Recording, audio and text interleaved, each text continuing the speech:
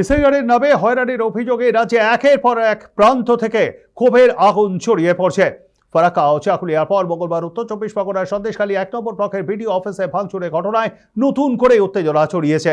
অভিযোগ, একদল দুষ্কৃতী বিডিও দপ্তরে ঢুকে একাধিক গুরুত্বপূর্ণ সরকারি নথি তছনছ করে। আচমকা এই হামলার জেরে আতঙ্কিত হয়ে পড়েন অফিসের কর্মীরা।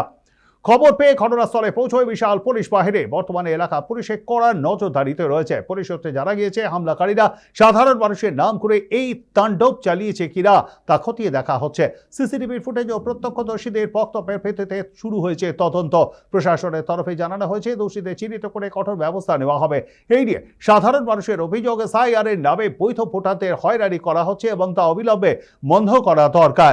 পরিস্থিতি যাতে নিয়ন্ত্রণের বাইরে না যায়, ঘটনাস্থলে তার জন্য মোতায়েন বিশাল পুলিশ বাহিনী।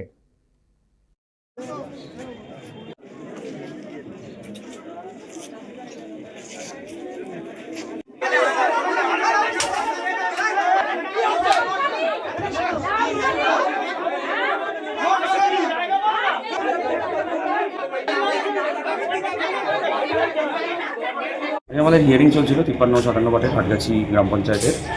তো মানুষ যারা হিয়ারিংয়ে এসেছিল তাদের মধ্যেই কোনো দুষ্কৃতী মনোভাবাপন্ন মানুষ হিয়ারিংয়ের সময় ভাঙচুর করেছে। আমার টেবিল থেকে শুরু করে আমার অফিসের কম্পিউটার, যেটা আমার মিটিং রুমে রয়েছে, এবং আমাদের হিয়ারিং অফিসার, আমারই নিজস্ব হিয়ারিং ছিল, মাইক্রো অবজারভার ছিল, তাদেরকেও থ্রেট করা হয়েছে। সো কিন্তু আমাদের হিয়ারিং এখন চলছে এবং আমরা আবার লাইন করেছি এবং আমার ঊর্ধ্বতন কর্তৃপক্ষকে জানিয়েছি। আমার থেকে ওসি সাহেবও এসেছিলেন এবং পুলিশ ফোর্স ছিল। লাইন করে ঠিকভাবেই হিয়ারিং হচ্ছে। কেন ভাঙচুর করলেন জানি না মানুষের কী হয়েছে, এটা তো আমাদের জানার নয়। আমরা তো মানুষকে সবসময় সাহায্য করার চেষ্টা করেছি এবং দ্রুতভাবে হিয়ারিং করার চেষ্টা করছি। কারা করেছে যদি একটু বলেন। মূলত মানুষ তো আমরা তো চিনি না সেভাবে মানুষকে। ৫৩-৫৭ বুথেরই এরা ছিল, তার মধ্যে কোনো দুষ্কৃতি থাকতে পারে।